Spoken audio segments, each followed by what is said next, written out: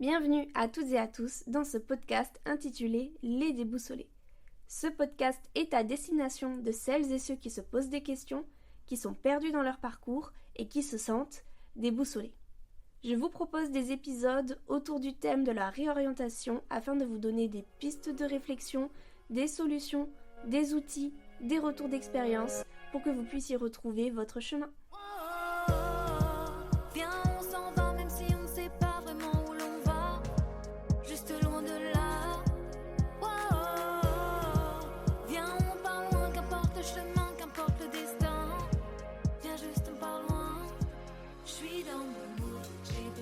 Sachez que je suis extrêmement heureuse de voir enfin ce projet sortir. Ça fait plusieurs semaines que je travaille dessus, ça fait plusieurs mois que j'ai l'idée, donc je suis très heureuse d'arriver enfin à le concrétiser. Avant de commencer tout ça, je vais d'abord vous présenter le concept du podcast. L'idée de ce podcast, comme vous avez pu le comprendre avec l'introduction, c'est de s'adresser aux jeunes qui se sentent un peu perdus dans leur parcours, que ce soit un parcours d'étudiants, que ce soit dans leur parcours de jeunes salariés ou même dans leur parcours de milieu de carrière, si je peux appeler ça ainsi. L'idée, c'est vraiment de vous accompagner sur toutes ces problématiques et tous ces questionnements autour de la notion de la réorientation. Le fait qu'on n'est pas tout seul à être perdu dans la vie et que c'est une étape, à mon sens, qui est tout à fait normale. Donc voilà, l'idée de ce podcast est de vous dire, ne vous inquiétez pas, vous n'êtes pas tout seul dans cette galère. Alors avant de rentrer plus en détail peut-être dans ce que ce podcast vous apportera, je l'espère, je vais d'abord me présenter puisque vous ne me connaissez ni d'Ève ni d'Adam et c'est normal.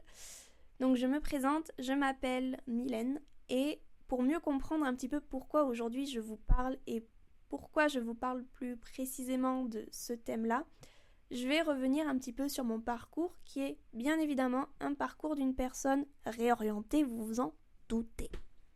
Alors, il faut savoir que mon parcours, il est quand même très axé université parce que je suis ce qu'on peut qualifier de bonne élève. Vous ne me voyez pas, mais je suis en train de faire des guillemets avec mes mains, ce qui est stupide parce qu'on est dans un podcast, il n'y a pas d'image. J'ai un parcours très classique, très typique, très universitaire de prime abord. Donc j'ai commencé après mon bac littéraire, puisque je fais partie de cette catégorie de personnes qui a passé son bac ancienne génération, on va dire ça comme ça. Donc j'avais fait un bac L, un bac littérature, en tant que passionnée de lecture, littérature, histoire, philosophie, bref, tout ce qui touche à l'écriture, la lecture. Et suite à mon bac littéraire, je suis partie en classe préparatoire littéraire.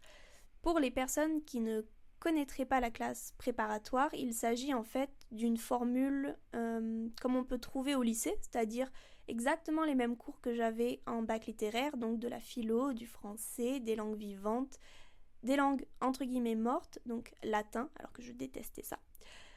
Quoi d'autre encore ? De la géographie, enfin voilà, on retrouvait un petit peu tous les cours du cursus classique du lycée, mais dans une version bien évidemment beaucoup plus compliquée, l'idée étant de préparer au concours d'entrée de l'école normale supérieure, excusez-moi.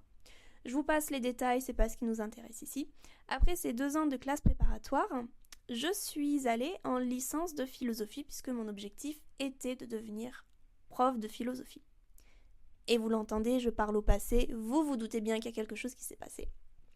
Actuellement, je ne suis toujours pas prof de philosophie et je ne souhaite toujours pas le devenir, enfin je ne souhaite plus le devenir plutôt.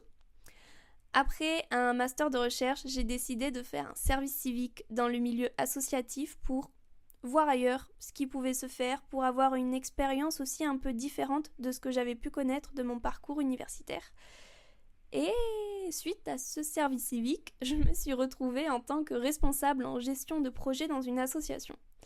L'idée, c'était de suivre les projets, donc que ce soit monter les projets, monter les budgets, rédiger les dossiers narratifs, les dossiers budgétaires, les envoyer à des personnes pour faire financer ces projets, puisqu'il faut bien aller trouver l'argent dans le milieu associatif, suivre les projets, s'assurer que tout se déroule bien selon un planning d'activités précis et détaillé mis en place, Bien évidemment, faire face aux imprévus et aux obstacles, il y en a dans tous les projets, et faire une évaluation ensuite de ces projets, voir un petit peu l'impact qu'on a pu avoir, ou pas d'ailleurs, sur ces projets axés plutôt solidarité internationale, donc humanitaire.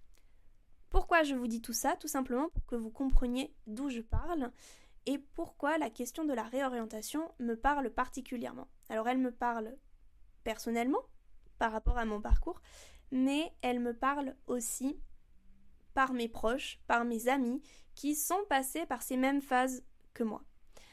J'ai beaucoup d'amis qui se sont réorientés dans leur parcours.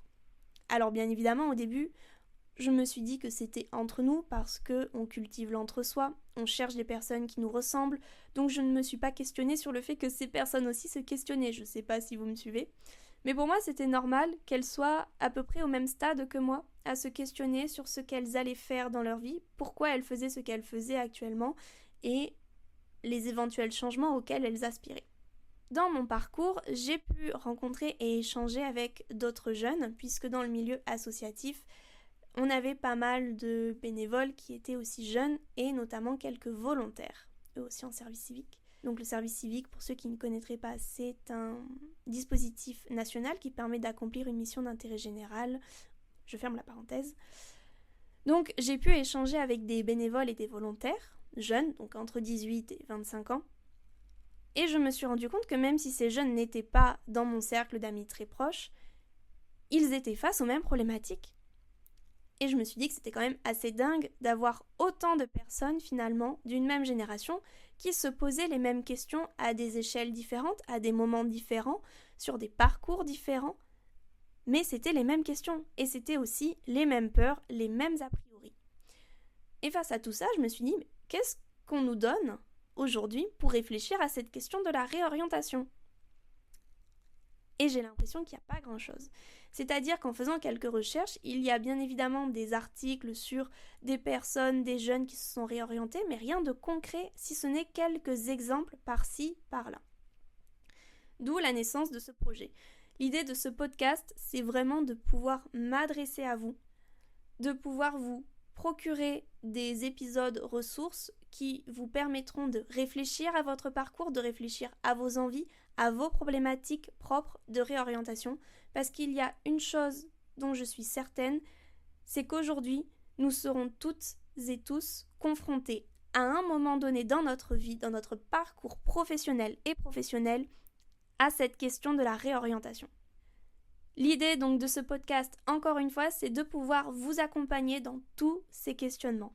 C'est pour ça que vous retrouverez des thématiques abordées telles que la question de la réorientation, comment on fait pour se réorienter, quelles sont les bonnes questions à se poser, comment mettre en place mon parcours de réorientation, quelles sont les passerelles auxquelles je peux accéder, comment financer ma réorientation, pourquoi j'ai peur de me lancer. Donc vous l'aurez compris, autant de questions psychologiques, pratiques, financières. Bref, l'idée c'est vraiment d'essayer de vous offrir le panel complet de l'accompagnement sur votre propre réorientation. Il n'y a pas une réorientation qui se ressemble parce qu'il n'y a pas un parcours similaire à un autre. Donc voilà, l'idée c'est vraiment de vous donner toutes les clés, le maximum de clés possibles. Je ne prétends en rien à l'exhaustivité du contenu que je vais vous proposer dans les semaines à venir. Donc voilà, vous l'aurez compris, dans l'introduction, ce podcast est à destination de celles et ceux qui se sentent perdus, qui se posent des questions et qui souhaitent se réorienter. J'espère que ce premier épisode de podcast vous aura plu. N'hésitez pas à liker et à laisser un petit commentaire pour me dire ce que vous en avez pensé. Je ne suis pas une professionnelle. Ceci est mon premier podcast avec le matériel que j'ai à la maison. Donc l'idée, c'est aussi de pouvoir m'améliorer dans la forme du contenu que je vais vous proposer et bien évidemment dans le fond. Donc n'hésitez pas à me dire si le concept vous plaît, si vous êtes partant pour suivre l'aventure avec moi. Et je vous dis à bientôt pour le prochain épisode. Salut!